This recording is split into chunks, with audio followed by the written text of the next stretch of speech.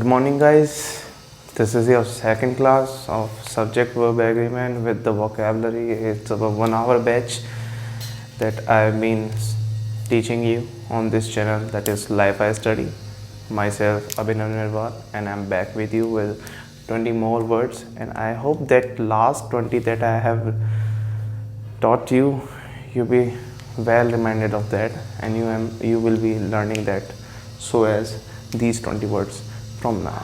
Okay, as from my last video, I got some of the complaints regarding to my camera setup and the board resolution that being seen into the video. Yeah, I will regret for that, because when you first start a setup regarding to an online platform, it's quite tough. You have to had that in your mind, so please forgive me for all that. And now let's start with our class, and hope that you did not feel that kind of trouble anymore. And in regard to that, I also want to say that the Hindi writing of mine is quite bad. For me, I am apologizing from myself in propriety. Okay, so now as we see, there is our first word, that is conciliatory. What is this?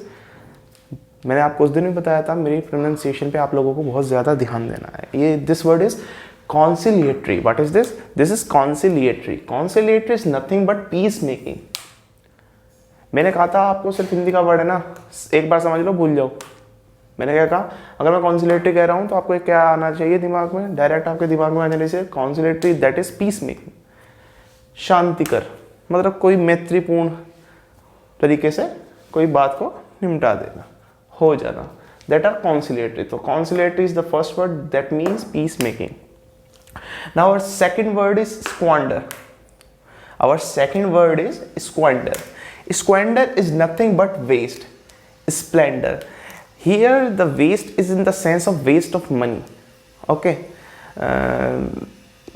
some of the prodigal persons or prodigal sons have the tendency to spend their father's money. So prodigal is what? Prodigals are those persons who are very splendor, or who squander away their money. Those persons are called prodigal. But here the squander means is waste, and the waste is regard to the waste of money. Okay, are you getting my point? तो waste is nothing but व्यर्थ में व्यय करना, व्यर्थ में व्यय करना. ठीक है. The next word is delirium. What is it? It's delirium. Delirium is nothing but madness, madhoshi. ठीक है. Just thought of a process.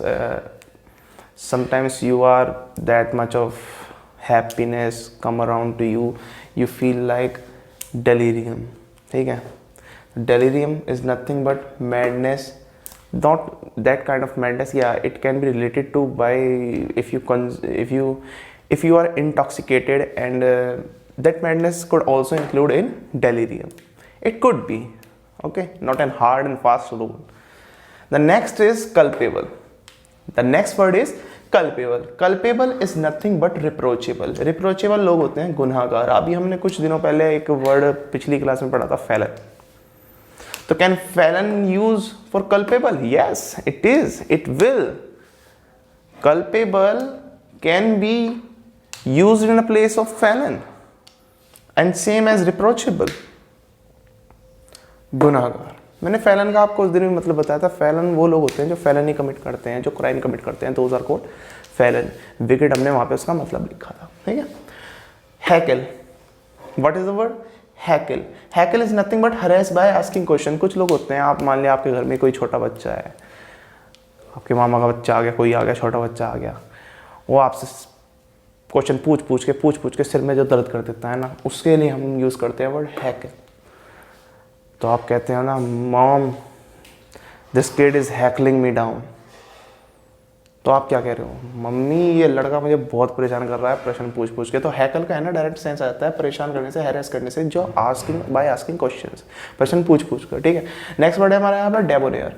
What is it? Debonair. Debonair का ये वर्ड बहुत इंपॉर्टेंट है. This is an important word, that is suave. ठीक है. Keep focus to my pronunciation. Suave. That is suave, खुश मिजाज। तो खुश मिजाज आपको बस दिमाग में रखो, भूल जाओ। Debonair is सुआव। Next is carcass. Carcass is a dead body. Most of the time, someone said carcass, and the thought that comes into your mind, or any book that I've said, it's called dead body. Carcass is nothing but a dead body. But carcass is nothing but particular type of dead body of an animal. ठीक है? Carcass is nothing but a dead body of an animal. पशु का शव. ठीक है? Next word is anguish. Anguish is nothing but पीड़ा, दर्द, that is angst. ठीक है? Anguish is angst. Next word is daunt. What is it? It's daunt. Daunt is nothing but intimidate. किसी को अपने intimidate होता है लगभग ऐसे, आप ऐसे समझिए, मान लिया आपने कोई गलती करी है और आपको अपने फादर से डर लगता है और आपको पता है आपकी गलती के लिए आपको डांट पड़ने वाली है। And if your father approach you that day, it will be intimidating for you. वो आपके लिए क्या, एक डर के लिए, एक डर की इच्छा पैदा होगी ना मन में। That thought of fear from your father, that is called intimidation, that is intimidating. ठीक है? धमकी देना is not a correct word here. Okay, so don't is nothing but intimidate. जब भी मैं कहता हूं कि हिंदी का वर्ड करेक्ट सेंस नहीं देगा इंग्लिश की वर्ड की, जो मैं आपको बता रहा हूं या सेंटेंस में यूज कर रहा हूं ना ये वर्ड, सिर्फ उस पर ध्यान दो। हिंदी का वर्ड तो हल्का सा दिमाग में रखो और भूल जाओ। अब देखो कितना फर्क पड़ गया है। धमकी देना, धमकी देने का तो सेंस है ही नहीं यहाँ पे। इंटिमिडेट होता है किसी के पोस्चर से, किसी की पर्सनैलिटी से। जब आप डर लगता है थोड़ा सा, या अपने आप को इन्फीरियर महसूस करते हो, अपने आप के, हाँ, अपनी पर्सनैलिटी को आप किसी की पर्सनैलिटी से इन्फीरियर समझने लगते हो या सोचते हो, तो उसे भी हम इंटिमिडेट में कह सकते हैं। कहते नहीं है लोग बाग, जब मान लिया कोई बैटल ही हो रही है, मान लिया कोई रैप बैटल हो रही है आमने सामने की, ठीक है, गली बॉय तो सबने देखी होगी, तो रैप बैटल हो रही थी ना, तो उसमें मुराद की जो पहली रैप बैटल थी उसमें वो क्या हो जाता है, दूसरे बंदे के कपड़े देख के, उसकी चेन्स देख के, उसकी ज्वेलरी देख के, उसकी पर्सनैलिटी देख के, उसका फ्लो देख के वो क्या हो जाता है, वो इंटिमिडेट हो जाता है बाय हिज पर्सनैलिटी। तो वो भी, उसने तो उसे वहां पे धमकी नहीं दी थी। तो इंटिमिडेशन का ऐसे भी हम यूज कर सकते हैं, या फिर डोंट का हम ऐसे भी यूज कर सकते हैं। इंपॉर्टेंट वर्ड था इसलिए मैंने इस पर काफी टाइम दिया। अब हम नेक्स्ट वर्ड जो अपना पढ़ेंगे, तो नेक्स्ट वर्ड हमारा यहाँ पे आ जाता है dally. What is the word? It is dally. Dally, okay, dally is nothing but delay. It's quite an easy to remember. Dally is delay, nothing else, dally is delay. The next word is seethe. Seethe is be furious, गुस्से से खोलना। कभी कभी ऐसा होता है ना, गुस्से से खोलने का मैं सबसे अच्छा एग्जांपल देता हूँ आप लोगों को, आप लोग मुझसे कनेक्ट भी कर पाएंगे। ठीक है, मैं जब सीध हो गया था, I am सीदिंग at that point when I reached to the multiplex to watch Avengers Endgame and someone come out from the previous show tell that, oh shit, Iron Man is dead. And at that moment I am seething my brains out because I don't want any spoilers. मुझे कोई spoilers नहीं चाहिए थे, and the whole movie has been ruined for me. Yeah, it's a worth watch movie, that's correct, but that last conclusion that Iron Man died in the process to end Thanos and his army, that spoiler is seething for me, so that make me furious. ठीक है, तो अब अच्छे समझ में आ गया होगा ना आपको। तो अब नेक्स्ट देखते हैं। Next word is tenacity. Next word is tenacity. Tenacity is nothing but a doggedness. Tenacity is doggedness. जब हम किसी चीज़ की जिद करते हैं, हट करते हैं, हम किसी बात पर अड़ जाते हैं, तो हमारा किसी बात पर अड़ना इज अवर टेनेसिटी या अवर डॉगेडनेस। ठीक है, dad I want that watch, so your thought process to be adamant about that watch is your tenacity or your doggedness towards your father. So your father can say that this boy is dogged, or you have a tenacity. Okay, but in the next word that is obdurate. Obdurate is जिद्दी and हटी. यहाँ पे आप समझोगे sir अभी आपने कहा कि टेनेसिटी डॉगिडनेस में कह रहा हूँ, आपका वो ठोठ, आपकी वो एक तरह से मन की इच्छा, आपकी उस चीज को मुझे लेना है, वो आपकी एक हट है. बट योर नेचर, आपका नेचर कैसा है वो आपका डिफाइन करेगा ऑब्ड्यूरेट, दैट इज जिद्दी या हटी. आप एक बात पर अड़ गए, वो आपकी जिद है, that is tenacity and doggedness. But उससे आपका नेचर कैसा शो हो रहा है, that is obdurate and mulish, जिद्दी और हटी. ओके ये चीज आपको समझ में आ रहे हैं. आपका फादर कहेंगे दैट, आपके मदर से, दैट बॉय इज क्वाइट म्यूलिश और दैट बॉय इज ऑब्ड्यूरेट. सो ये चीज आपको क्लियर हो गई. ये आपकी एट अ इंस्टेंस ये दिखाता है कि डॉगिडनेस या टेनेसिटी जी के आप जिद कर रहे हो या हट कर रहे हो. But this comes towards your nature कि ये लड़का जिद्दी है या लड़का हटी है. दिस बॉय इज ऑब्ड्यूरेट और दिस बॉय इज म्यूलिश. मुझे लगता है आप इन दोनों में डिफरेंस समझ गए होंगे, इसलिए मैंने इस पर टाइम दिया. ये इंपॉर्टेंट चीज़ है, इसका डिफरेंस बच्चा समझ नहीं पाता. और कब आपका मान लिया वो एक वर्ड आ जाते हैं जो अब आप अपना करते हो ना, जब आप एक तो कॉम्प्रिहेंशन हो गया, एक क्लोज स्ट्रेस में ये दो वर्ड दे देगा कि टेनेसिटी दे देगा, ऑब्ड्यूरेट दे देगा. अब आपको उस कंडीशन के हिसाब से पता करना है कि वो उसके नेचर के ऊपर बात कर रहा है, एट द इंस्टेंस उसके क्या हट कर रहा है, क्या जिद कर रहा है उसके लिए. तो वहाँ पे आप टेनेसिटी और ऑब्ड्यूरेट में कंफ्यूज हो जाओगे. पर अगर ने आप यहाँ पे ये समझ लिया तो आप कंफ्यूज नहीं होगे, मैं आपसे ये उम्मीद करता हूँ. The next word is assailant. Assailant is nothing but assaulter. Assailants are those who approach you or who approach someone with the intention to attack. Those are assaulters. Not an intention, who attack someone else. Those are the persons are assaulters or assailants. आक्रमणकारी. The next word is emanate. It's an important word. Emanate. Emanate is nothing but stem. उत्पन्न होना. Okay, that is emanate or stem. Next is latent. Latent is untapped. Untapped means गुप्त, confidential. एक word और आप latent, untapped and एक और word आप यहाँ पे यूज कर सकते हो. इसके लिए लिख लीजिएगा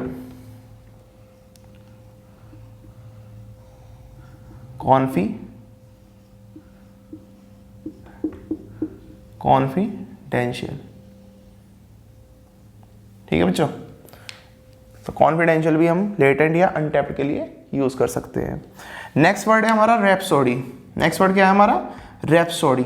आप सभी लोगों ने एक मूवी सुनी होगी, मूवी का नाम भी मैं आपको बता देता हूँ, Bohemian Rhapsody. So Bohemian Rhapsody जो है वो मूवी बेस्ड है on the life of the band Queens. एक अमेरिका का बहुत फेमस बैंड हुआ है 70s एंड 80s में, क्वींस. उसकी लाइफ पे बेस्ड था हमारा क्या, बोहेमियन रैप्सोडी जो मूवी आई थी. तो वहाँ पे रैप्सोडी जो वर्ड लगाया गया था वो क्या सेंस दे रहा था, एक्सलेशन का. मतलब उस क्वींस की बैंड की प्रशंसा के लिए ही उस पिक्चर का नाम भी रखा गया था, that is rhapsody and nothing बस एक्सल्टेशन और अत्यंत प्रशंसा, किसी चीज की बहुत ज्यादा बड़ाई करना. आप लोगों ने देखी होगी, रेमी मलिक ने उसके लिए अवार्ड भी जीता था. Quite an interesting movie, you have to see that, that's an worthwhile watch movie. Okay, next is chicanery. What is the word? Chicanery. Chicanery. You have to focus on my pronunciation. That will help you in future while you are doing your spelling mistakes or while you are doing your vocabulary also. Okay? That is chicanery. Chicanery is nothing but deception or fraud. Okay? किसी का उल्लू बनाना, किसी को झांसे में फांस देना.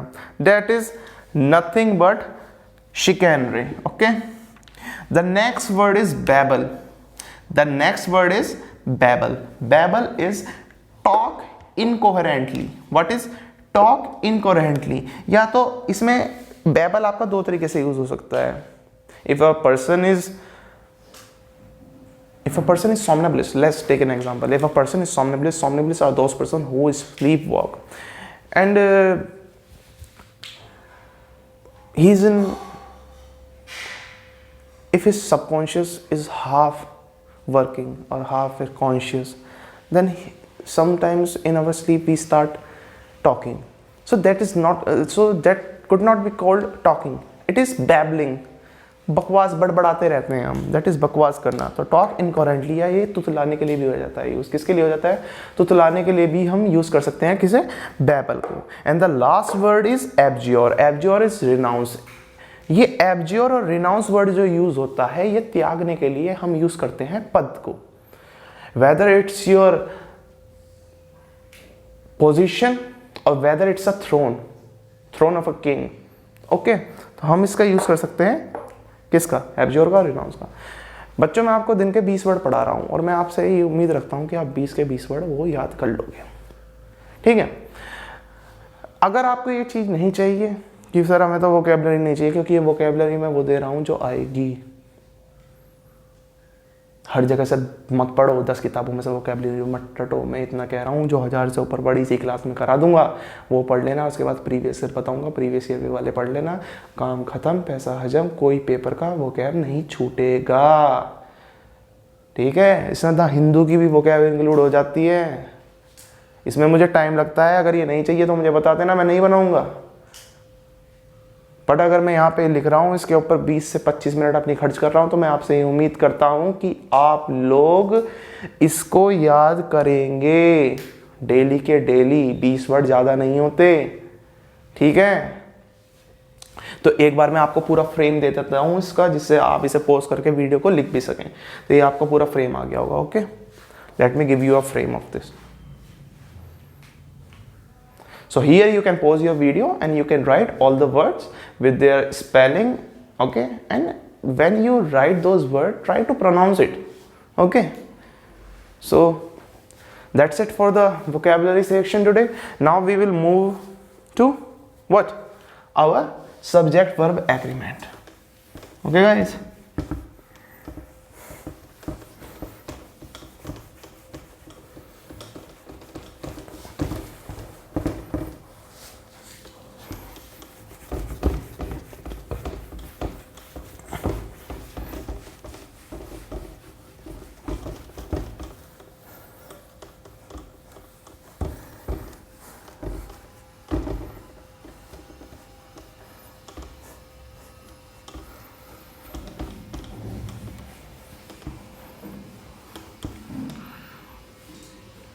So last topic that we are studying in subject verb agreement is nothing but,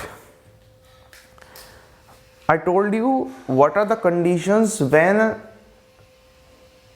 subject can be appear as the plus adjective, question verb plus to plus verb. ठीक है. I told you 10 condition. Today we take every single condition and take an example for that. That will clear our thought process. ठीक है. वो हमें बता देगा कि subject किस तरीके से अब बन सकते हैं उन चीज़ों से भी. ठीक है. तो आप लोगों को बहुत ध्यान से, क्योंकि आपको अगर यही पता नहीं होगा कि सेंटेंस में सब्जेक्ट क्या है, तो आप उसके हिसाब से वर्ब कैसे ढूंढ लोगे. तो आप कभी एरर ही नहीं पकड़ पाओगे. आपको लगता रहेगा ये सब्जेक्ट सही है, पर वो सब उसकी कंडीशन ही फॉलो नहीं कर रहा होगा जब मैं रूल बताऊंगा, और वहाँ पे एरर निकल जाएगा और आप एरर नहीं लगा के आओगे. ठीक है बच्चों. तो मैं जो आपको सिखा रहा हूँ, पहली चीज़ लिख रहा हूँ, उसके हिसाब से आपको लिखते चलना है. बिल्कुल इंपॉर्टेंट नोट्स हैं, सही बता रहा हूँ मैं. नोट्स बहुत अच्छे हैं, आप इस पे यकीन करके देखिएगा. एक चैप्टर मेरा पूरा पढ़ो, उसके बाद कोई बुक उठा के पढ़ लेना. अगर आपसे ना हुआ तो बता देना, नुको सर ये मुझसे चैप्टर में ये नहीं हो रहा, पर इसकी मैं गारंटी कह रहा हूँ. पर आपको पहले ये पूरा चैप्टर पढ़ना पड़ेगा, और ये चैप्टर कम से कम 1 महीना चलेगा. Subject verb agreement will take a 1 month time. That's how long this chapter is. So bear with me and let's do it.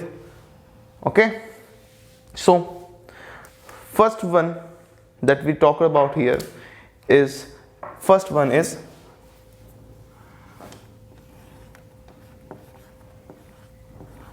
noun as a subject. Noun as a subject. Okay. तो हमने उस दिन पढ़ा था कि सिर्फ noun and pronoun ही singularly as it is individually use हो सकते हैं एज अ सब्जेक्ट, बट चाहे वर्ब हो, चाहे एडवर्ब हो, चाहे interjection, conjunction, preposition, adjective, nothing else can use individually as a subject, और कोई भी इंडिविजुअली सब्जेक्ट के तौर पर यूज नहीं होंगे। अब हम यहाँ पे 10 कंडीशन वो लिखवाई थी जो सब्जेक्ट बन सकते हैं। उसमें पहली कंडीशन थी कि noun can be used as a subject. तो एक चीज लिख लो, लिखो पहला example, Radhika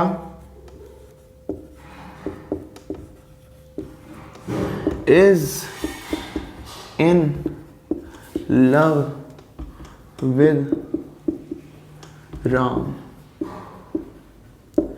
Radhika is in love with Ram. तो मैंने आपको क्या बताया था कि सब्जेक्ट कुछ नहीं होता, सब्जेक्ट वो होता है, क्या होता है, सब्जेक्ट वो होता है जिसके लिए सेंटेंस में वर्ब का उपयोग हुआ हो। वह वर्ड जो सेंटेंस में जिसके लिए वर्ब का उपयोग हुआ हो। यहाँ पे हमारी वर्ब क्या है, इज है, जो कि हमारी हेल्पिंग वर्ब है, और इस किसके हिसाब से यूज हो रहा है, यूज अकॉर्डिंग टू राधिका। तो राधिका के हिसाब से जब ये यूज होगा तो यहाँ पे हमारा राधिका क्या बन जाएगा, राधिका हमारा यहाँ पे क्या बन जाएगा, सब्जेक्ट बन जाएगा। तो hence it is proved that noun can be used as a subject. इतनी चीज समझ में आ रही है बच्चों। अब हम क्या करते हैं, अब यहाँ पे हम दूसरा, यहाँ पे मैंने जो लिया था वो मैं आपको बताने जा रहा हूं। Second one is pronoun. Pronoun as a subject. आज मुझे लग रहा होगा कि आज मैं बड़ा बड़ा लिख रहा हूँ, आज आप लोगों को दिक्कत नहीं होगी कि सर आप छोटा लिख रहे हो या सर आप बड़ा लिख रहे हो, ठीक है। तो guys bear with me. The next one is pronoun as a subject. क्या, प्रोनाउन एज अ सब्जेक्ट। तो प्रोनाउन एज अ सब्जेक्ट का हम पहला एग्जांपल लिखेंगे। लिखिए example, we have to pull our socks. This is an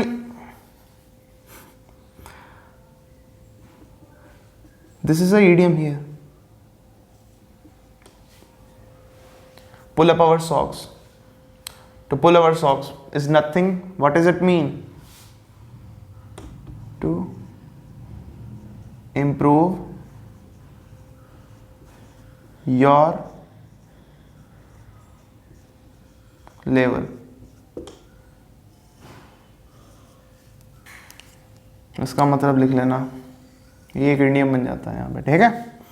तो इसका मतलब क्या होगा, we have to pull our socks, हमें अपना लेवल अच्छा कर लेना चाहिए, हमें अपना लेवल अच्छा करना चाहिए। सेंटेंस का मतलब हो गया, हमें सेंटेंस का मतलब ही नहीं है, हमें तो ये सीखना है कि प्रोनाउन यहाँ पे वर्ब की तरह इस्तेमाल कैसे यहाँ पे सब्जेक्ट की तरह इस्तेमाल कैसे हो रहा है प्रोनाउन।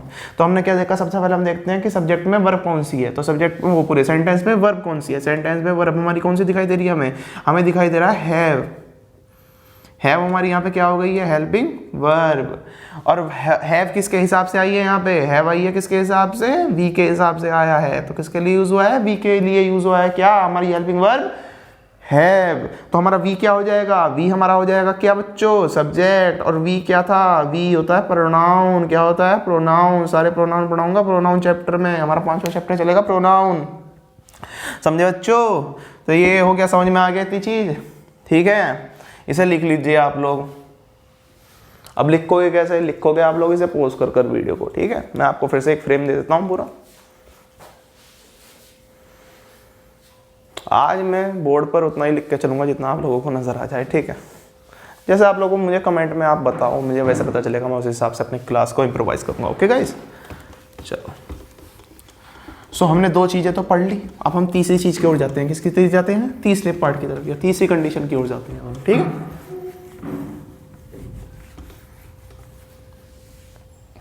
चले, लेट्स। ये पूरा बैच चलता है आपका, ठीक है, ये पूरा बैच है। जैसे कि आप कहीं पे पैसे देकर पढ़ोगे ना, कंपटीशन के लिए दिल्ली में पढ़ लो, ठीक है, या अपने शहर में कहीं भी आप पढ़ते होंगे तो अभी यही करते होंगे, वोकैबुलरी पढ़ाते होंगे, फिर ये करते होंगे, तो वोकेबलरी भी इंपॉर्टेंट है बच्चों, ठीक है। चलिए अब चले नेक्स्ट पे, थर्ड वन हमने पूछा था, थर्ड वर्ड जो हमारा टॉपिक था, थर्ड था हमारा the plus adjective, the plus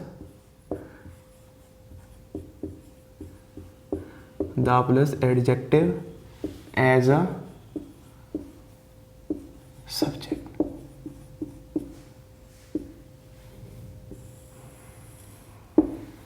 the plus adjective as a subject, हमने सीखा था कि अगर एडजेक्टिव यूज होगा सब्जेक्ट नहीं बन सकता एडजेक्टिव, बट अगर एडजेक्टिव के पीछे हम दा लगा दें तो वो सब्जेक्ट बन सकता है। क्यों? क्योंकि जब दा के, अभी देखो एग्जांपल से बताऊंगा, चलो ऐसे तुम नहीं समझ पाओगे, एग्जांपल लिखते हैं। पहला एग्जांपल हम लिखेंगे बच्चों, पहला एग्जांपल हमारा आ जाएगा यहाँ पर, लिखो एग्जांपल, द अनएम्प्लॉयड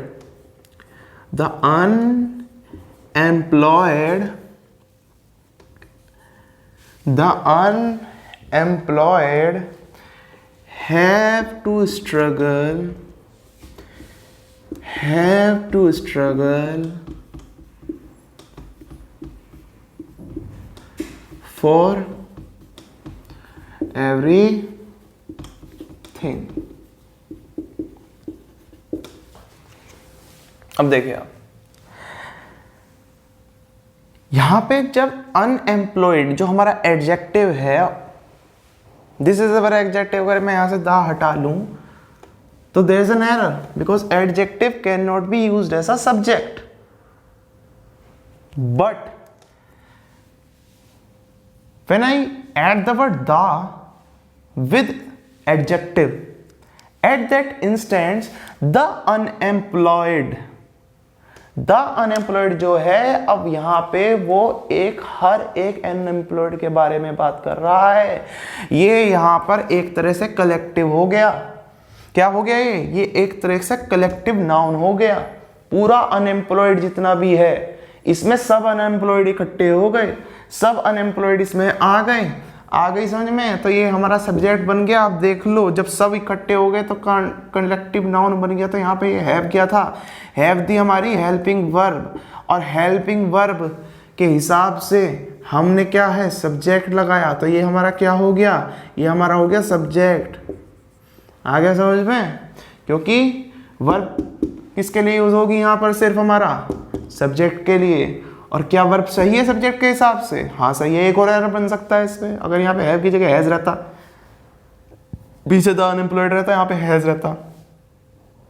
अनएम्प्लॉयड तो हमारा पूरा कलेक्टिव हो गया ना, कि जितने भी अनएम्प्लॉयड हैं, तो हैज तो यूज हो ही नहीं सकता, सिंगुलर तो यूज होगा ही नहीं। तो यहाँ पे क्या यूज होगा? हैव यूज होगा। ठीक है, तो दो तरीके से एरर बन सकते हैं, या तो वो द हटा देगा, क्वेश्चन दे देगा तो सब्जेक्ट का एरर है, हैव की जगह हैज दे देगा तो वर्ब का एरर है। यही सीखना है मैं सब्जेक्ट वर्ब एग्रीमेंट में। मैंने पहले ही दिन बताया था, it is an interrelation between subject and verb and how we can use it in a sentence, that is subject verb agreement. तो मुझे अब लग रहा होगा कि आप लोगों को द प्लस एडजेक्टिव का भी हमें समझ में आ गया होगा। एडजेक्टिव के पीछे द लगने से एक कलेक्टिव चीज बन जाती है। ठीक है, ओके। चलो हम अब चौथा लेते हैं अपना, क्या है? Fourth one is nothing but what is it? Question word plus 2 plus subject use as a subject.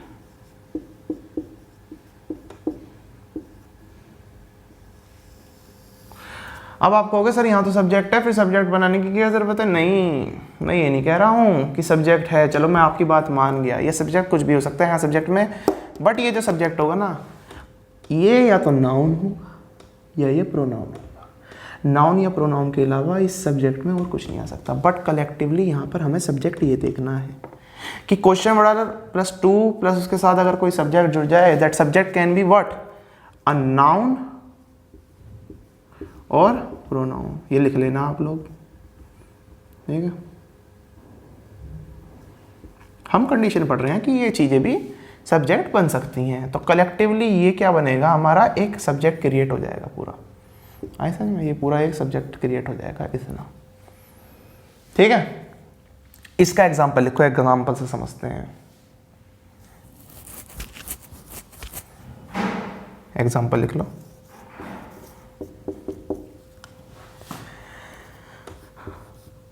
How to learn English is difficult to understood.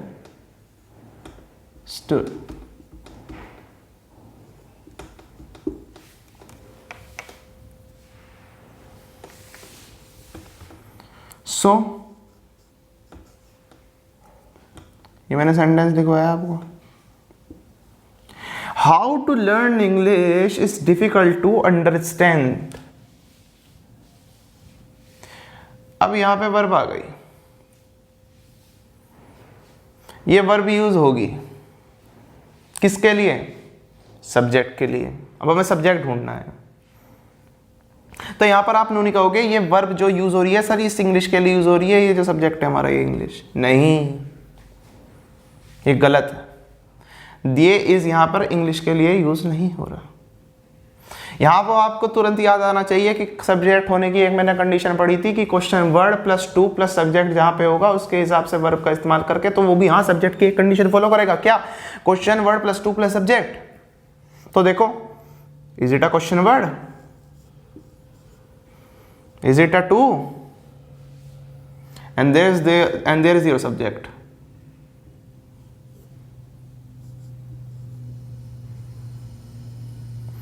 मैंने क्या कहा था, ये वाला सब्जेक्ट होगा या तो ये नाउन होगा या प्रोनाउन होगा।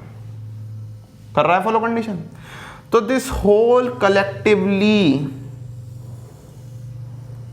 Is a subject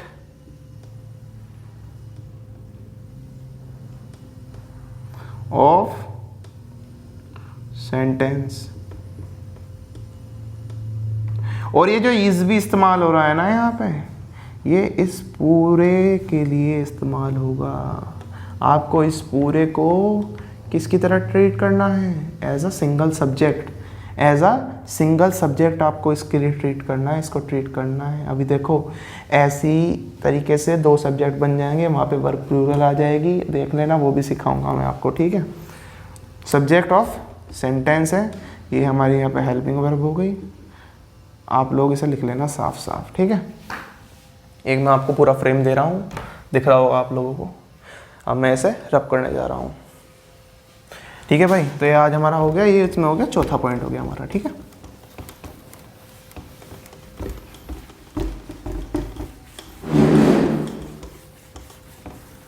I hope आप लोगों को समझ में आ रहा होगा। चलिए नेक्स्ट वन हम पढ़ते हैं। अपनी कॉपी में आप लोग देखिएगा, नेक्स्ट वन जो मैंने लिखवा रखा था वो लिखवाया था मैंने 2 + V1 एज अ सब्जेक्ट। क्या लिखवाया था मैंने? 2 + V1 एज अ सब्जेक्ट।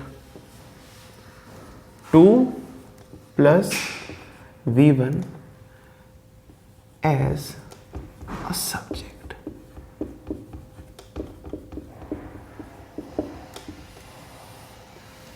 तो 2 + V1 एज अ सब्जेक्ट का हम जो एग्जाम पर लिखेंगे वो आप लिखिए। आप लोगों के लिए ही मैं एक एग्जाम्पल आप लोगों के लिए लिख रहा हूँ, ठीक है। देखिए, to teach English, to teach English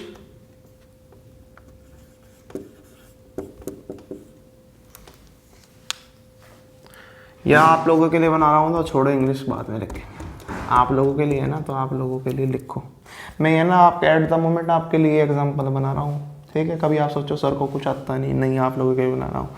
तो टीच स्टूडेंट्स लाइक यू, तो teach students like you is an honor for me। बन गया आप लोगों के लिए सेंटेंस। तो मैं कंडीशन यहाँ पे क्या फॉलो करानी है कि 2 + V1 भी सब्जेक्ट हो सकता है नहीं हो सकता? देख लो, 2 प्लस V1। अब सर कहोगे आप कि सर ये तो यहाँ पे आ रही है वर्ब, तो इस सेंटेंस का क्या ये फॉलो कर रहा है? यस, इट इज फॉलो, ये वर्ब है, ये सब्जेक्ट हो जाएगा। Use for what? सब्जेक्ट। हो गई कंडीशन? बोलो। चलो अब हम नेक्स्ट पे आते हैं। नेक्स्ट है हमारा verb plus ING, sixth. Verb plus ING as a subject. I hope आज मैं बड़ा लिख रहा हूं, आप लोगों को समझ में आ रहा होगा। Verb plus ING as a subject. Sir आप कहोगे 2 + V1 दैट इज इनफाइनाइट। पढ़ाऊंगा, अभी नहीं पढ़ाऊंगा, वर्ब में पढ़ाऊंगा। And sir verb plus ING is nothing but अजीरण। Yes it is. यहां पे जो सीखना है, यहां पे से हमें सब्जेक्ट की तरह सीखना है, वो सीखो कि सब्जेक्ट की तरह यूज कैसे हो रहा है। जब ये पढ़ाने का टाइम आएगा, वो वर्ब चैप्टर में पढ़ाऊंगा, वो भी क्लियर करूंगा। तो अपने दिमाग में वो जो कंफ्यूजन है उसे ना रख के जो मैं पढ़ा रहा हूँ वो पढ़ो, बाहर का कबाड़ा जो पढ़ रखा है उसे फेंक दो। ठीक है, चलो इसका एग्जाम्पल देख लेते हैं हम। तो इसका एग्जाम्पल जब हम देखेंगे तो इसका एग्जाम्पल आप लोग लिख लीजिए, बड़ा अच्छा सा एग्जाम्पल है। Dancing is an art. Yes, dancing, teaching is an art.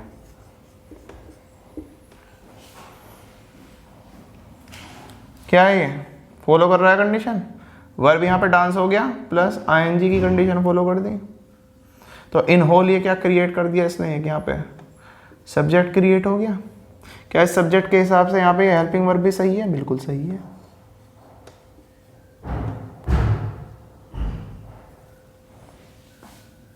तो आ गया आपको ये चीज समझ में?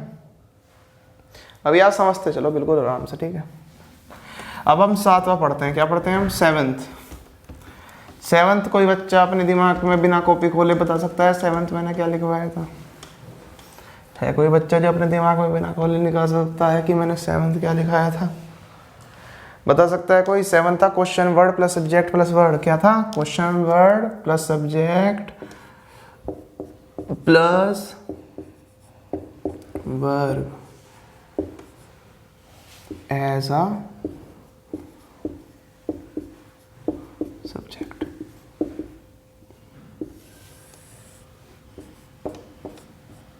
नाउ इन टोटलिटी में question word plus subject plus verb भी हमारा एज अ सब्जेक्ट बन सकता है। ठीक है, ये इंपॉर्टेंट है, इस पे ध्यान दे लेना। और इसका मैं एग्जांपल भी आपको 2 लिखवाऊंगा। कितने लिखवाऊंगा? 2 लिखवाऊंगा। ठीक है, चलिए लिखिए। What she does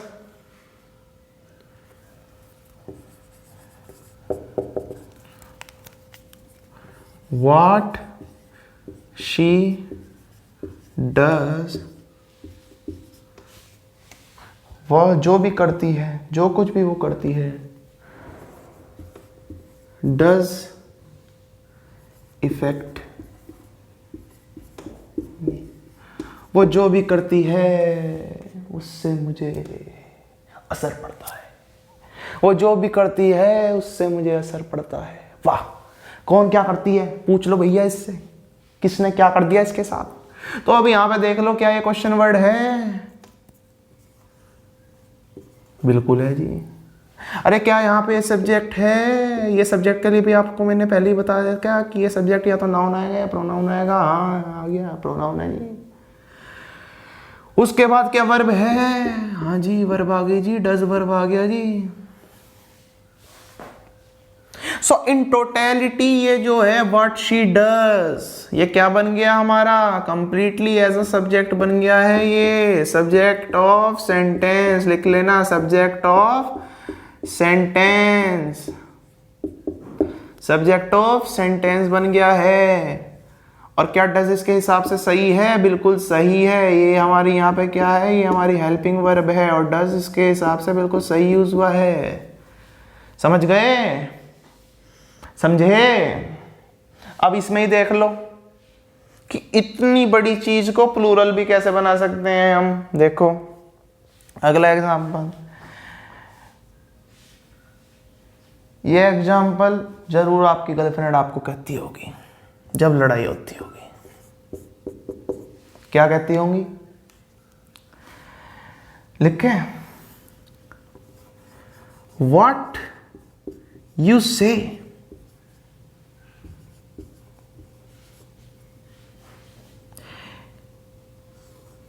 and what you do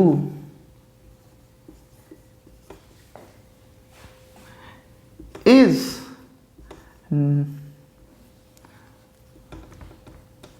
what you say and what you do are none of my business। तो कल रात लड़ाई होगी थी देवी जी से। किन की? भैया की। तो मुन्ना की देवी जी से लड़ाई होगी और मुन्ना जी ने कहा सुबह सुबह, अरे देवी जी क्या बात है, क्या कर रहे हो, क्या करना चाहते हो? तो मुन्नी जी कहती हैं या देवी जी कहती हैं कि what you say and what you do are none of my business.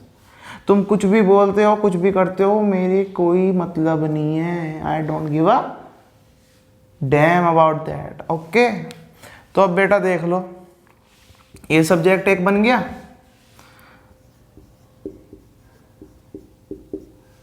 एक ये सब्जेक्ट बन गया, question word plus subject plus verb, question word plus subject plus verb.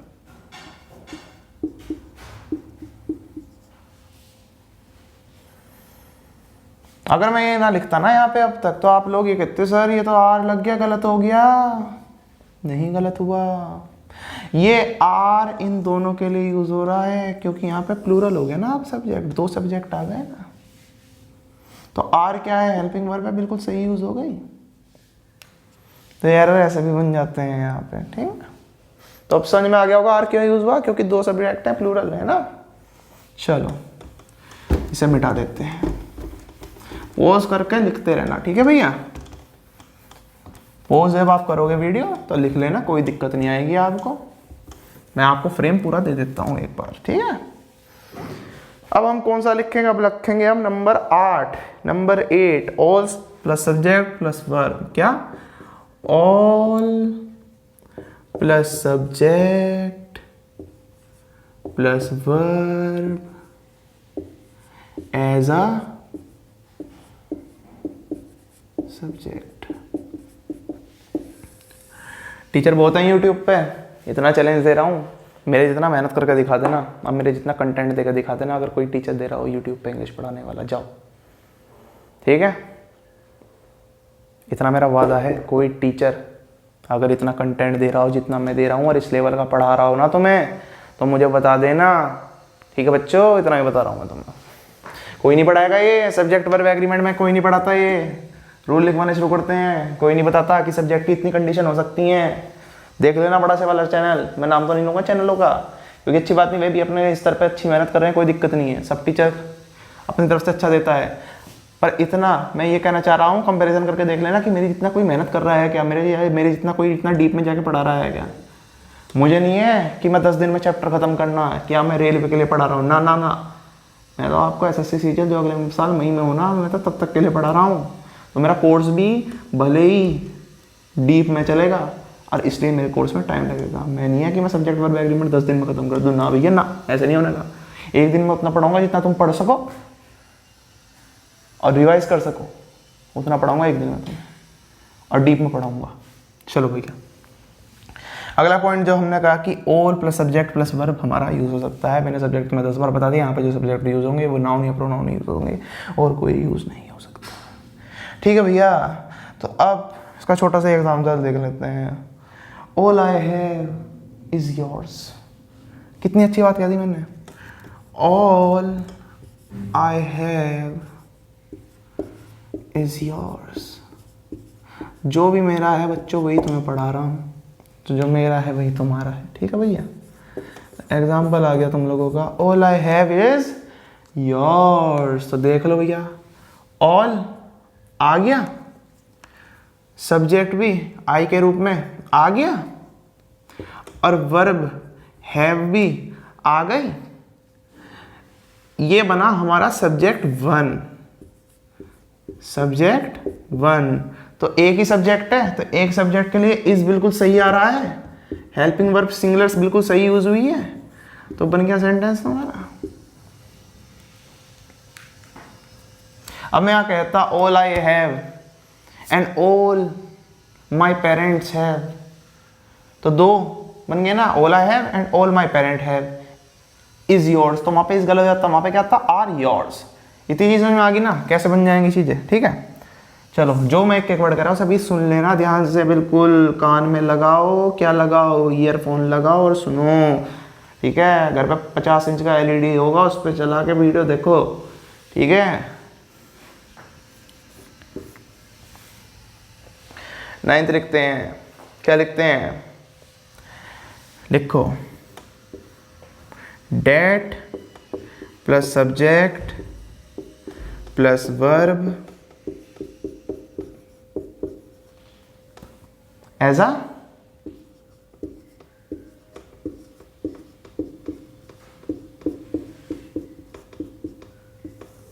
Subject, ठीक है भैया। That plus subject plus verb as a subject. तो लिखो इसका एग्जाम्पल,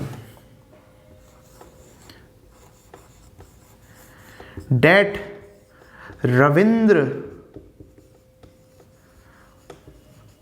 इज एसिडुअस। एसिडुअस का मतलब आप लोगों को पता ही होगा, क्या पता होगा, एसिडुअस का मतलब होता है डिलीजेंट, मेहनती। लिख लेना नीचे डिलीजेंट, एक वर्ड यहाँ से आपको सीखने को मिलेगा, डिलीजेंट या फिर मेहनती। हिंदी तो हमको याद ही नहीं करनी, हमें तो बस सीखने के लिए लिख लेनी है, मेहनती। अलग से बॉक्स में बंद कर लो वरना इसमें जोड़ दोगे तुम लोग को सेंटेंस में, ठीक है।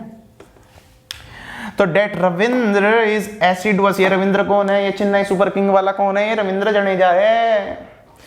जब ये लड़के के हाथ में बॉल आती है तो बैट्समैन दूसरा रन नहीं भागते, क्योंकि पता है कि जड्डू जी कौन है, जड्डू जी हैं हमारे एसिडुअस, मेहनती, डिलीजेंट। अगर इनके हाथ में आ गई तो वहीं से थ्रो मारेंगे बाउंड्री से, और आके किस पे लगेगी, विकेट पे, और हो जाओगे तुम आउट। तो इतना वो प्रिसाइज क्यों है, क्योंकि वो एसिडुअस है, मेहनती है। तो that Ravindra is assiduous is known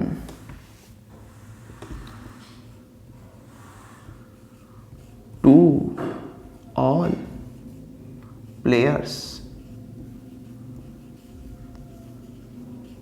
ये भी तो सब उसकी फील्डिंग से डरते हैं, तो वो रविंद्र जो है वो बहुत मेहनती है, ये सभी प्लेयर्स को पता है। इस सेंटेंस का हिंदी में ये रूपांतरण ये है, पर हमें हिंदी से कुछ मतलब नहीं रखना, हम पढ़ रहे हैं इंग्लिश। हमने बताया कि सब्जेक्ट के तौर पे क्या डेट आ गया, रविंद्र सब्जेक्ट की तरह आ गया, इज आ गया वर्ब, एसिडुअस वर्ब आ गया, मेहनती, ये रहा आपका हेल्पिंग वर्ब। ये पूरा क्या है आपका, this is your subject one. Helping verb बिल्कुल सही इस्तेमाल हो रही, सिंगुलर।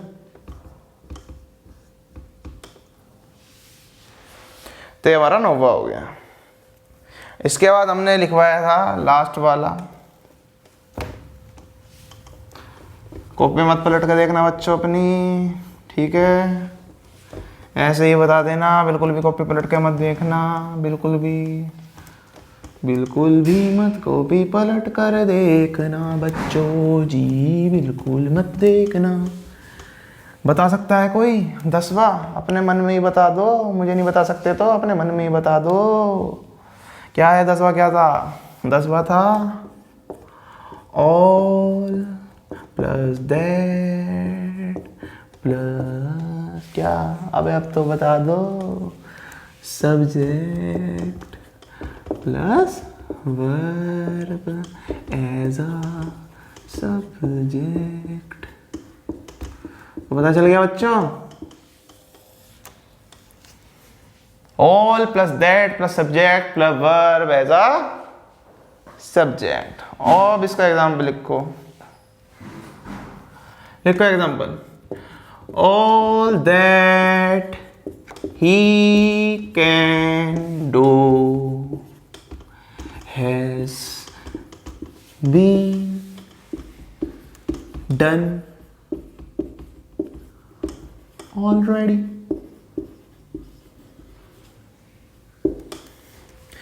वह जो भी कर सकता था वो पहले ही किया जा चुका है।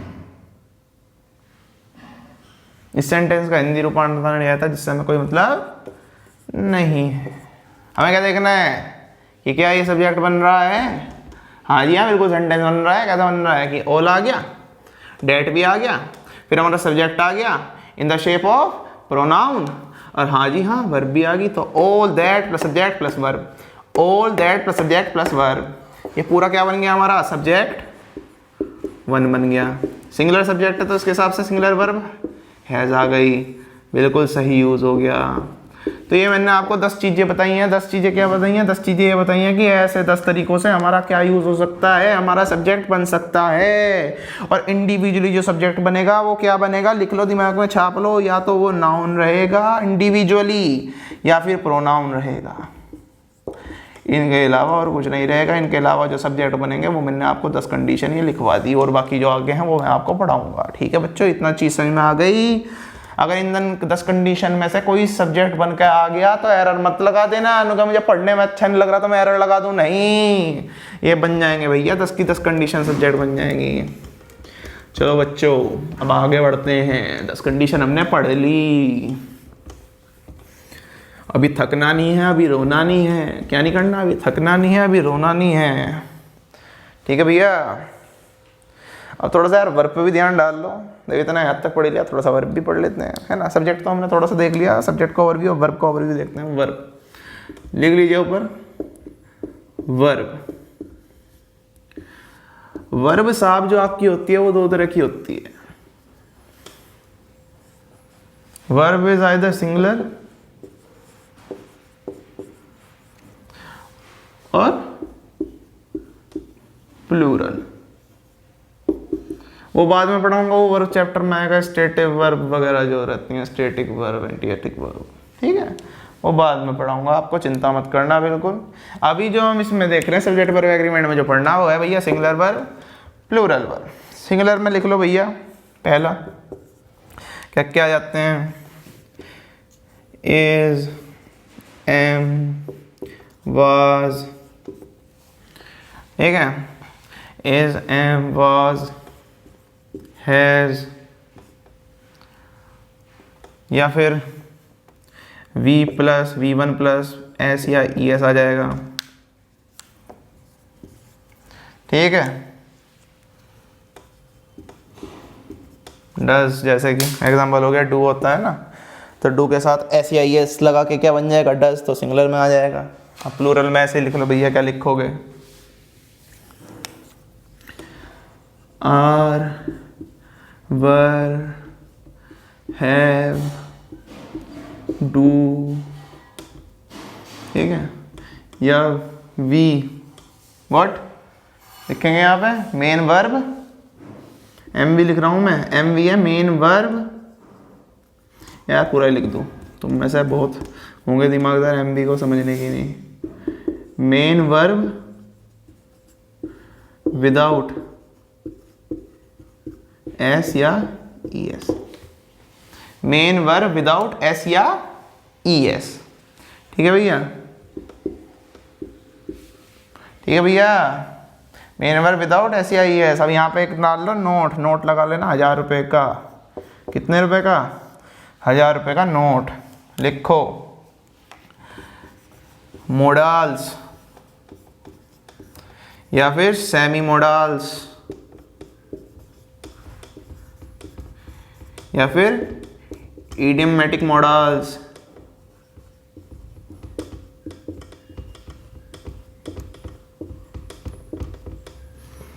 या फिर डिड या फिर हैड। ये क्या क्या लिखा हुआ है मैंने, modals, semi modals, idiomatic modals, did, had, ये जितने भी हैं ना, they can be made either singular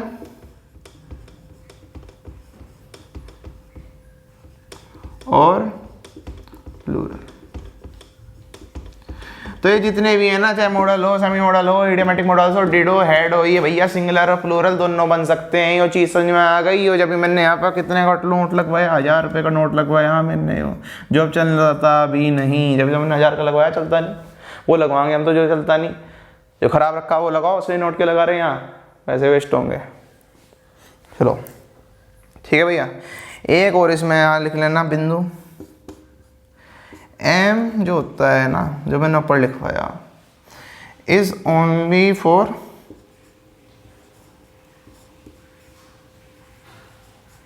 what, आई।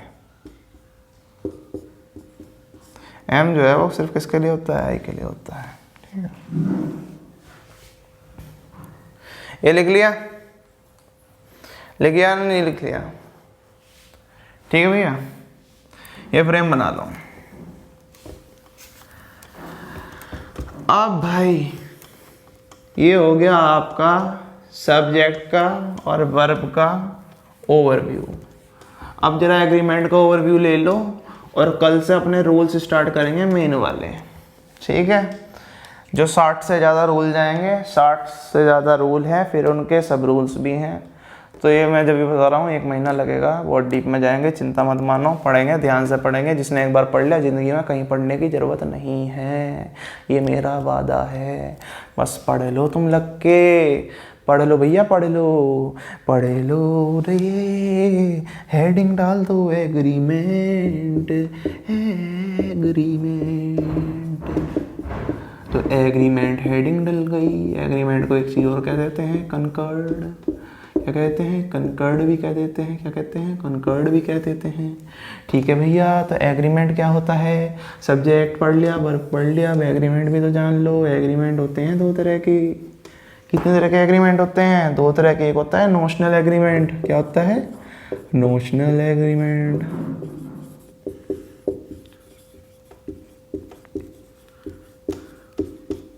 ठीक है, और दूसरा, ये नेशनल नहीं है, नोशनल है ये। और दूसरा होता है फॉर्मल एग्रीमेंट। Formal agreement. ठीक है भैया, तो जो फॉर्मल एग्रीमेंट होता है, ये होता है on the basis of form, on basis of form of both subject and verb. But notional क्या होता है? नोशनल जो है हम बचपन से पढ़ते आ रहे हैं, ये होता है मीनिंग के बेसिस पे। किसके बेसिस पे? On base of meaning. ठीक है, कैसे? भैया तुमने बचपन से पढ़ा कि अगर सिंगुलर वर्ब होगी, अगर सिंगुलर सब्जेक्ट होगा, तो उसके लिए यूज क्या करेंगे हम? सिंगुलर वर्ब यूज होगी। सिमिलरली अगर प्लूरल सब्जेक्ट होगा, तो उसके लिए वर्ब कौन सी यूज होगी? प्लूरल वर्ब यूज होगी। माइक मार कर भी अब मेरा लाइट हो गया। नुकैरानों का सर आज के लिए बहुत हो गया, बच्चे इससे आगे पढ़ नहीं पाएंगे। तो ये हम मीनिंग से ही तो निकालने हैं यार। सिंगुलर सब्जेक्ट का हमने मीनिंग निकाला कि सब्जेक्ट हमारा सिंगल है, तो हमने सिंगुलर वर्ब कर दी। प्लूरल सब्जेक्ट है तो प्लूरल वर्ब कर दी। तो नोशनल होता है जो हम लिखते हैं, नोशनल एग्रीमेंट होता है जिसमें हम मीनिंग से निकालते हैं। फॉर्मल एग्रीमेंट होता है जो हम फॉर्म से निकालते हैं। ठीक है भैया, इतना पढ़ लेना और ये बिल्कुल दिमाग में घुसा लेना। कल से हम अपने पॉइंट शुरू करेंगे। क्या शुरू करेंगे? पॉइंट शुरू करेंगे। तो कर दो भैया। ठीक है, हो गया? ठीक है बच्चों, सो आज के लिए इतना ही इंग्लिश में। मुझे लगता है कि आज की क्लास में आपको दिक्कतें कम आई होंगी। वोकैबलरी याद करनी है 20 भी और पिछली 20 भी, क्योंकि हमें ये नहीं करना कि आगे दौड़ पीछे को छोड़। ठीक है भैया। दूसरा, मैं आपसे उम्मीद लगाता हूँ कि जो भी मैं इतनी मेहनत कर रहा हूँ आपको सब्जेक्ट वर्ब एग्रीमेंट्स की चीज़ें लिखवाने में, मैं पागल नहीं हूँ। नेट पे कोई इतना डीप पे नहीं आता, यूट्यूब पे कोई इतना डीप पे नहीं पढ़ाता, मैं फिर भी पढ़ा रहा हूँ। मैं अपना टाइम कर रहा हूँ इसमें पूरा, आपको अपना पूरा समय दे रहा हूँ। तो मैं आपसे ये उम्मीद भी करता हूँ कि जो मैं पढ़ा रहा हूँ वो आप पढ़ के आएंगे। क्या करेंगे वो पढ़ के आएंगे। अब भाई कल से हम अपने स्टार्ट कर देंगे क्या, रामबाण इलाज वाले पॉइंट्स, जो कि हैं 60 से भी ज़्यादा। बस उनसे बाहर कोई एरर नहीं बनेगा, ना कोई एग्रीमेंट बनेगा, कुछ नहीं आना उससे बाहर, बस वे कर लेना। ये मेरी वादा है आपको। That's my promise to you. और गाइज, मैं आपको इतनी चीज़ दे रहा हूँ, मैं ये नहीं कहता कि मेरा कोई आपसे कुछ नहीं मांगूंगा। हाँ, मैं आपसे मांगूंगा। मैं आपसे सिर्फ कुछ नहीं मांग रहा, मैं आपसे ये मांग रहा हूँ कि लाइक कीजिए, चैनल को सब्सक्राइब कीजिए, प्लीज़ सब्सक्राइब कीजिए, जिससे आपको नोटिफिकेशन मिल सके कि जब भी हमारी वीडियो आए। एक नोटिफिकेशन की घंटी होती है, उसे बजा दीजिएगा। और इस वीडियो को शेयर ज़रूर कीजिएगा गाइस प्लीज़, क्योंकि आप जब शेयर करेंगे, अगर 10 लोगों को भी आपका शेयर मिला, उनमें से 2 ने भी देखा और उनका भी भला हुआ और उन्होंने भी अगर मेरे चैनल को सब्सक्राइब किया, तो मेरे लिए ये बहुत बड़ी बात हो जाएगी। तो गाइस, मैं आपसे प्लीज़ ये रिक्वेस्ट करता हूँ, रेगुलर आपको वीडियो डेली मिलेगी, ये मेरा वादा है। और मैं आपके लिए जीएस भी लेके आ रहा हूँ बहुत जल्द। ये भी गुड न्यूज़ है आप लोगों के लिए। और जीएस भी हम ऐसे पढ़ेंगे कि आप पीसीएस लेवल तक का पेपर फोड़ दोगे। तो मैं आपसे यही मांग रहा हूँ कि आप प्लीज़ इस वीडियो को शेयर कीजिए। और हाँ, आपको कुछ इसमें कमी लग रही है वीडियो में, या कुछ गलती लग रही है, या मैं इसे और कैसे इम्प्रूव कर सकता हूँ, आप उसके लिए ज़रूर कमेंट ज़रूर कीजिएगा। तो please like, share, subscribe and do comment on this video. This is Abhinav Nirwal, your English tutor, signing off. Thank you.